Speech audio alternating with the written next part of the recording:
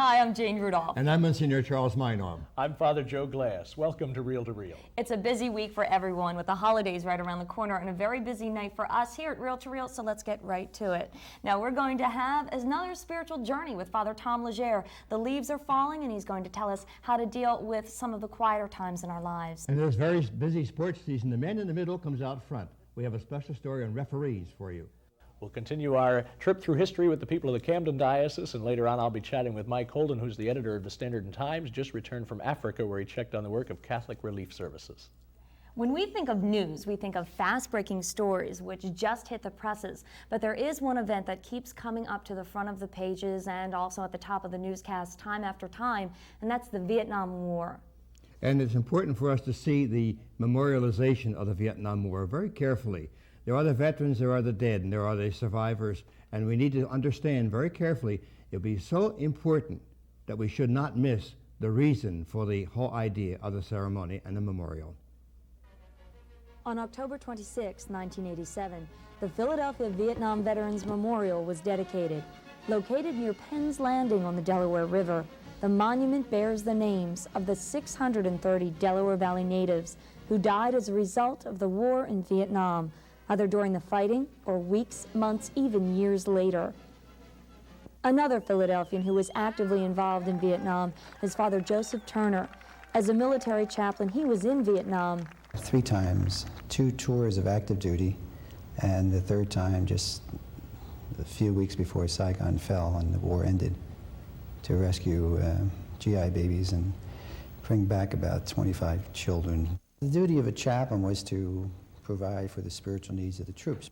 And my feeling for the first tour was that it had some meaning, justifiable war, and you got engaged into the spirit of what our presence there was and what the purpose was.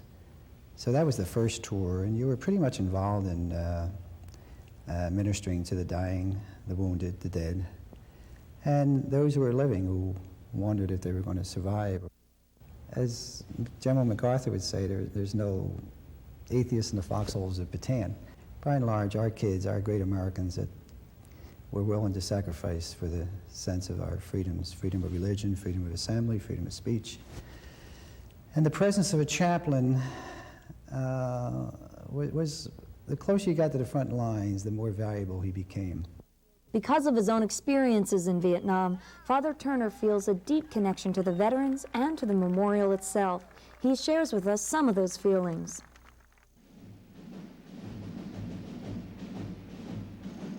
They're the average military soldier, sailor, Marine, and airman who believed that they would come back once they did their patriotic function for defense of love of God and country.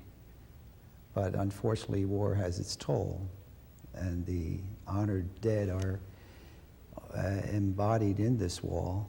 And particularly if you looked at the wall and looked at the Daily News supplement, which lists the 630, you find that the average American, you find what's painful about it is to see the 17, 18, 19-year-older who had such ambitions, and reading their obituaries in the daily supplement, Daily News supplement, you find that life cheated them.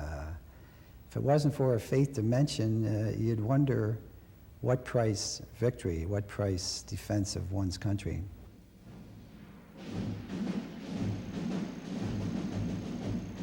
The memorial wall is a sacred shrine, but it must be a living shrine rather than commemorated as simply this 50, 60,000 that died in Vietnam.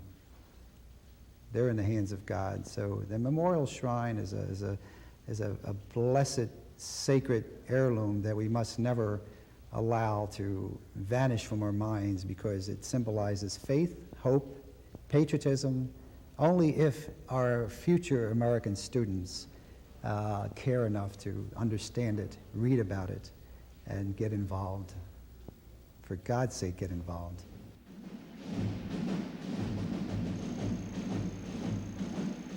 Veterans are men of courage. Veterans are men of insight. Veterans are men who really cared about America by going away to defend their sacred land and to defend their right for freedom of worship and religion.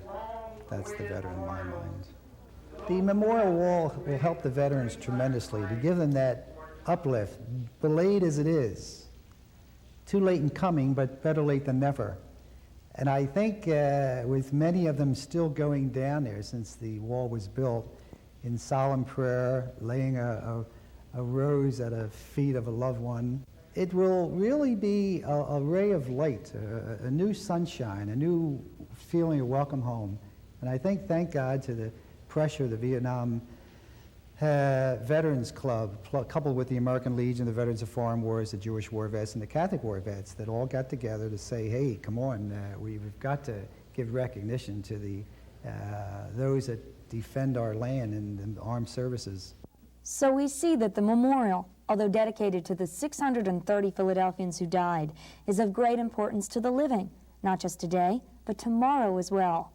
Some will look at the wall as 630 souls that died and are in the hands of God, God's providential care, taking care of them for eternity.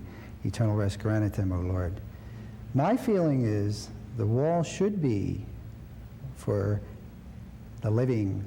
Once we got the wall up and we gave recognition to the welcome home, you wonderful Philadelphians and natives of this great state, then let's get beyond that. And I believe myself that the wall should just be a reminder, never again another Holocaust, another Vietnam, another Korea, at all costs. And let's get down into the business of the philosophy of studying the reasons why we get into this stupid conflict of killing one another, man's inhumanity to man. So the wall should be for the living. I mean, let's not just mourn our dead. This is fine. Eternal rest granteth them, O Lord. But let's get beyond that, for God's sake, because we're hurting in America. And doggone it, we should be very, very cautious about taking our sons and daughters from their beautiful Christian homes and then throwing them into the womb of war without knowing why.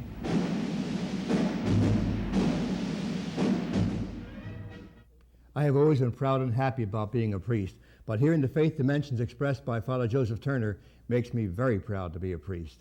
And we're proud to have you tonight on Reel to Reel. There's much more to come, so stay with us.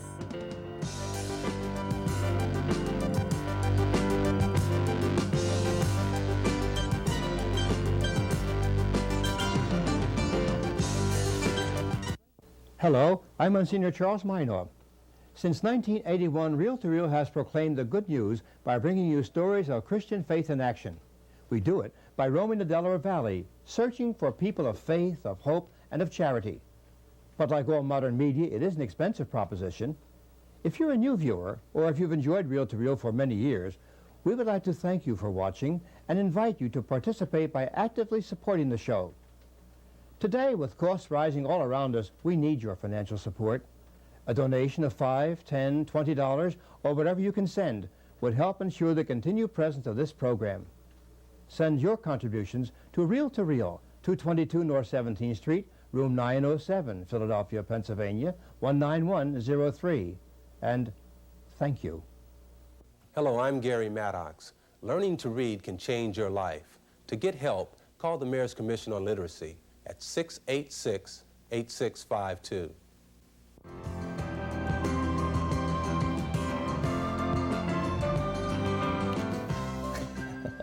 When we think of Out of Africa, we might think of Meryl Streep or Robert Redford, and now with Out of Africa, we can think of Mike Houldin, who's the managing editor of the Standard and Times.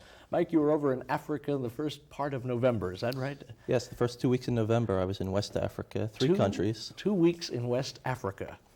This is not flying to Texas. This is a major trip, Mike. Yes, it was. For a city boy like myself, it's a culture shock every minute you're there. Yeah. What brought the trip about? How did it come to be? I went to Africa with a group of 10 CRS directors from around the country. And that's Catholic Relief Services. That's right, yes. And for the most part, they want to see what kind of work is being done in Africa by CRS and where the money is going. So that's the question. We over here are sending our money, supporting the missions, and this is a trip to bring directors in and a journalist like yourself to see where that money's being spent and how and what it's doing. Huh?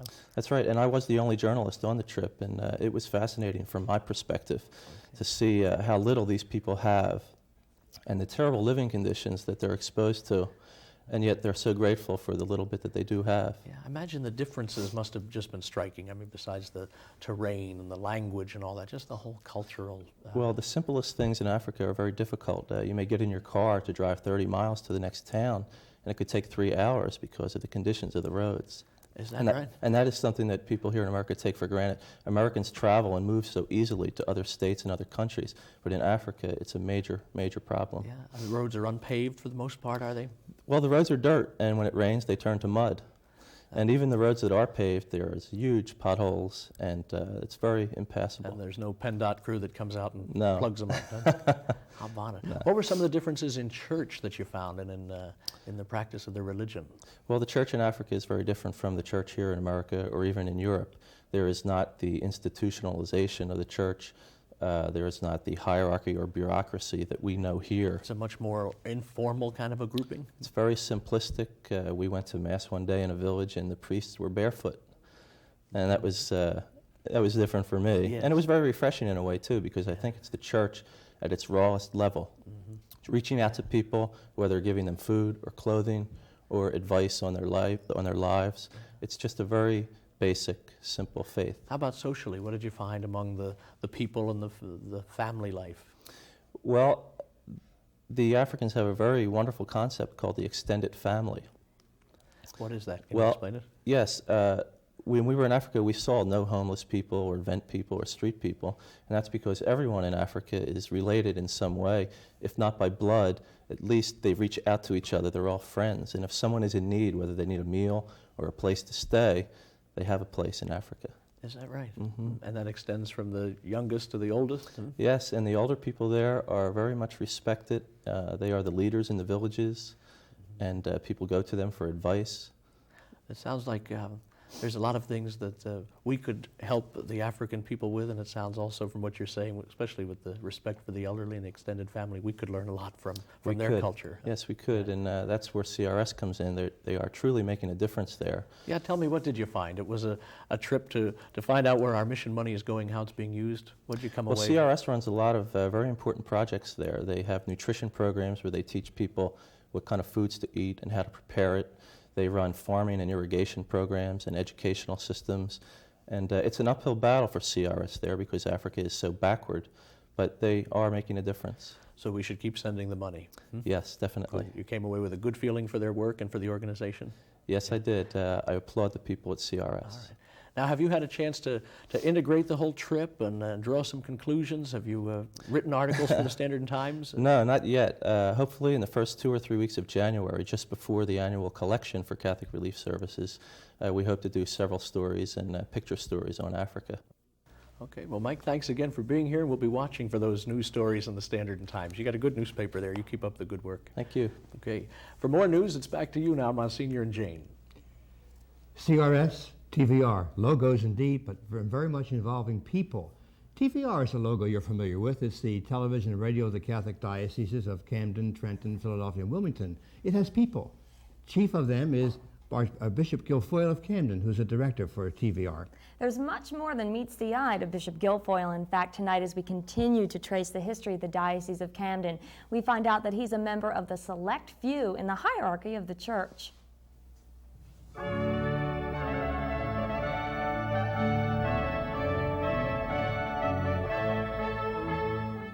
We continue today the Golden Jubilee commemoration of the Diocese of Camden. The actual anniversary date is December 9th, the diocese having been established by Pope Pius XI on that date in 1937. As we come to the end of these vignettes, it is appropriate that we highlight Camden's current bishop, the Most Reverend George Henry Guilfoyle. Born in New York on November 13, 1913, George H. Guilfoyle completed his college studies at Georgetown University in Washington, D.C., and attained a law degree from Fordham University.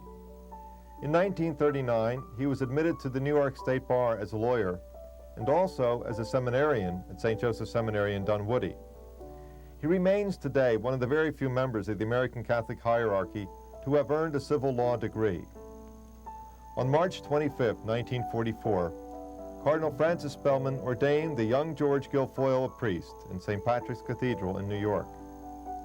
His priestly career was a distinguished one, for he had served as Vice-Chancellor of the huge Archdiocese and also as Executive Director of Catholic Charities, where he directed the operation of 199 separate institutions and agencies which embraced the entire field of social welfare. 20 years after his ordination, in 1964, the then Monsignor Guilfoyle was again ordained in St. Patrick's Cathedral, again by Cardinal Spellman. This time his ordination raising him to the office of Auxiliary Bishop of the Archdiocese of New York. Only 4 years later, in 1968, Pope Paul VI appointed Bishop George Guilfoyle to the See of Camden. His past 20 years as bishop to some 370,000 Catholics in 127 parishes has been impressive. During Bishop Guilfoyle's tenure, the Diocese of Camden has seen 8 new parishes established, 23 new churches built, 11 convents, 38 rectories, 24 parish halls, 6 new schools, not to mention the countless number of existing facilities expanded and improved. Together with the Most Reverend James L. Shadd, his auxiliary bishop for the past 20 years, he has left an indelible mark upon the church in South Jersey. Perhaps his coat of arms best indicates his goal. His episcopal motto is Caritas Lex Suprema. Love is the greatest law. This concern and his deep love of the Blessed Mother of God, the patroness of the diocese under her title, the Immaculate Conception, have been the foundation of his dedicated contribution to the church he loves, the priesthood he cherishes, and the diocese he leads. The Most Reverend George Henry Guilfoyle, 4th Bishop of Camden, has brought his beloved diocese to its golden jubilee. To him and to the people of the Church of Camden, we wish all of God's blessings. Ad multos annos, for many more years. There are many special things about Bishop Guilfoyle. The ones I personally like are that I understand he's an opera buff, and furthermore, he plays the piano. You'll be learning much more tonight on Reel to Reel, so plan on staying with us and don't go away.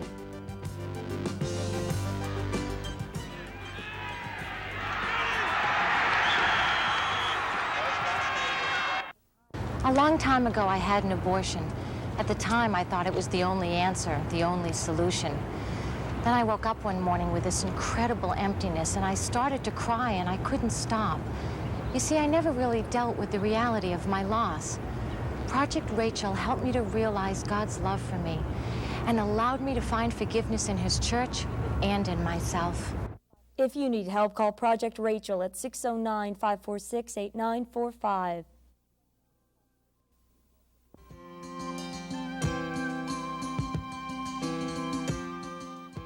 We welcome your comments and suggestions and encourage you to write to us at Reel to Reel, 222 North 17th Street, room 907, Philadelphia, Pennsylvania, 19103, or call us during regular business hours at 215-668-9842.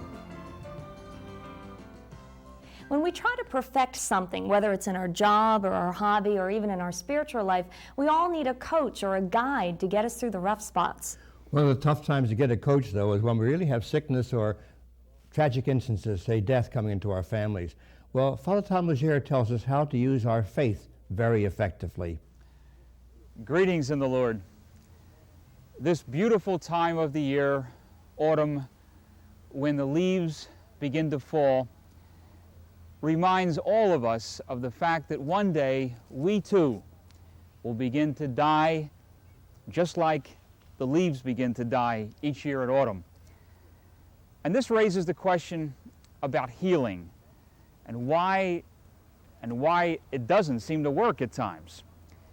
Well, I'd like to take a look at some of the reasons why I think healing, when we're praying for other people, doesn't always work. The first reason would be this. Perhaps the faith of the person doing the praying is not really strong enough. You know, we're not dealing with anything capricious here. We're dealing with a spiritual law. And if you do not really believe that your prayers are going to be effective, then you can bet on the fact that they really will not be. A second possibility has to do with the faith of the person that we're praying for. Jesus stressed time and time again how important it was for the person to have faith. He would always ask them before he would try to heal them, do you believe? Do you have faith? A third reason, and this is going to sound strange, why some people don't always get better, is that there are some positive benefits to being sick that some people perceive. For example, when you are ill, you get lots of sympathy and lots of strokes from people. Never underestimate the power of the human mind to think of ways of getting what it really subtly wants. A fourth reason that people don't always get better when we pray for them is that perhaps their condition, barring an absolute miracle, is irreversible. Generally, God does work within the laws of nature. Another reason is this. Perhaps after we have prayed for them, the healing really has taken place, but it's not on a physical level. See, we identify so much with the body. We think if the body doesn't get better, then the person has not been healed, but perhaps they have been healed already on a spiritual level. And the final reason is this. Perhaps when all is said and done, the person has learned their lessons, and now it is time for them to go home again. One of my favorite musicals is Zorba, and in the end the old French woman is dying, and somebody asks Zorba, what's the matter? And he said, there's nothing the matter, she's just dying. The leaves begin to die each year, and our bodies one day are going to wear out too. So when all is said and done, I guess we could say that illness and healing are a mystery. We can pray as strongly as we possibly can, but in the final analysis, whether or not a person recovers is ultimately in the hands of God. Colors are certainly great signals for us. As Father Tom talks about the colors in the trees, well, colors are very significant. Say, a red flag means one thing to us, but then to some others of us, a yellow flag means something entirely different. Especially on the football field, and when that dreaded yellow flag gets dropped, you know exactly who it comes from. The least popular guy on the field, the referee.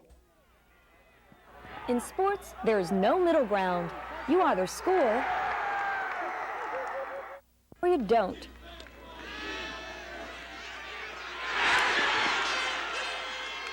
Win or you lose. It's a black and white issue, except for the men between the battling forces, the referees.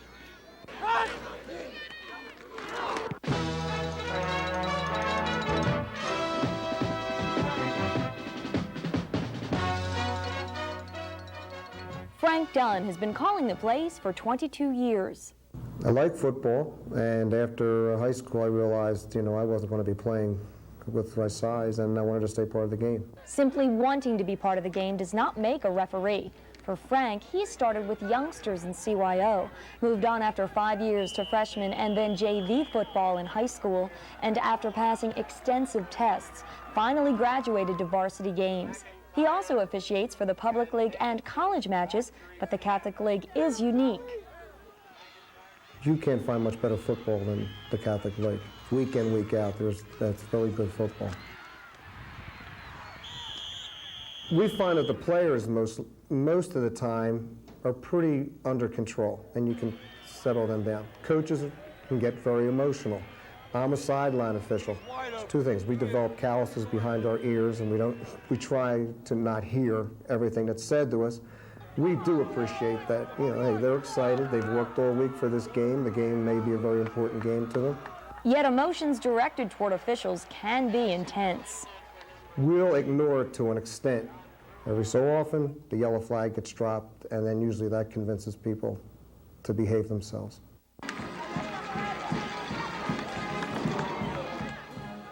Frank attended Father Judge High School, graduating in 1965. Whether it's Father Judge or whatever, we've been away from those schools so long, and we work so many games, it's just colors to us when we're out there working. I can honestly say I can not know of any story of any official that ever showed favoritism in the Philadelphia area, and that's not meant to be just a bland, statement. We just don't have time to think about it. During the week, Frank trades his black and white stripes and goes to Spruance Elementary School in Philadelphia, where he's a physical education teacher, working with a population including some special needs children. Ready? Here you go.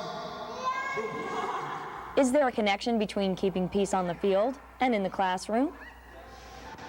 Teaching? Oh, I'm definitely a diplomacy. You know, they don't tell you that in school when you're going through your undergraduate work and graduate work. But diplomacy is a big part of your just everyday job. Give me 5. Good job.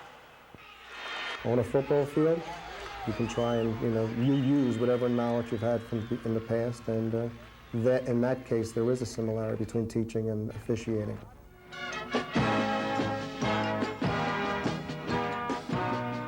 I have people that my wife has a tough time understanding why I come home, I may like to sit down and watch a game. Because when I'm officiating, I'm only watching a small area. Every so often, I like to sit down and watch a game, and I enjoy officiating. And I'd like to think that helps make me what I think is a competent official. Our feeling is if we do the mechanics that we're supposed to, and we know the rules, and we hustle, and we give them everything that we have, it gives you really a sense of accomplishment that you know that you helped that game go the way it should be. And we love football or we wouldn't be there.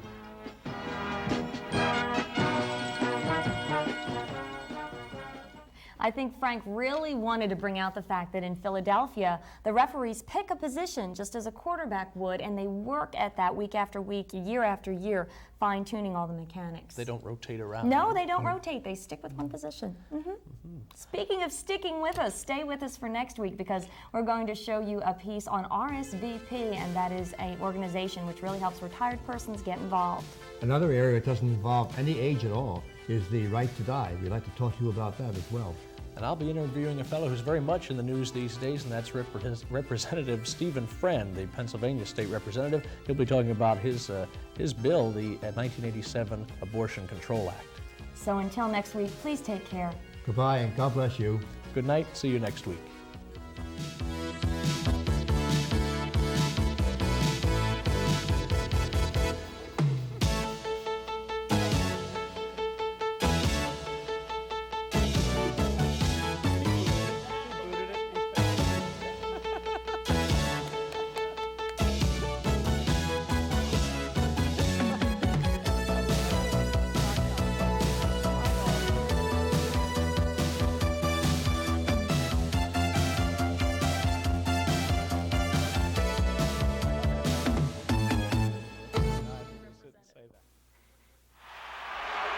Years ago, leukemia took the lives of enough people to fill a ballpark. But today, more people are surviving thanks to research by the Leukemia Society of America. Hi, I'm Gary Carter. Join the team that's striking out leukemia. The Leukemia Society of America. We're closing in on a killer. Travel arrangements for Reel-to-Reel by Atkinson and Mullen Travel of Media, PA. Phone area 215-565-7070.